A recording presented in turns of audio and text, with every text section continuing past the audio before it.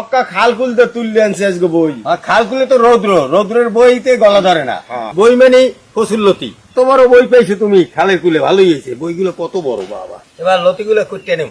এবার মাছগুলো না কুটতে লমু। দর্শক, এই বই কিন্তু কেনা লাগে নাই, কিন্তু মাগ নাই। বই চিংড়ি মাছ করা হয়ে গেছে, কিন্তু গাড়ি সহ বই। নদীর তাজা সিঙ্গর কুটতে নিছি। পেঁয়াজ বাটা, পেঁয়াজ রসুন বাটা দিয়ে দিছি। পেঁয়াজ রসুনটা একটু কষাই নিতে আসি। জোগা বাটা, খালকুলের লতি, নদীর টাটকা চিংড়ি মাছ, হলুদ মরিচের গুঁড়া, স্বাদ মতো লবণ, মশলাটা ভালোভাবে কষাই নিতে আসি। এবার চিংড়ি মাছ দিয়ে দেবো।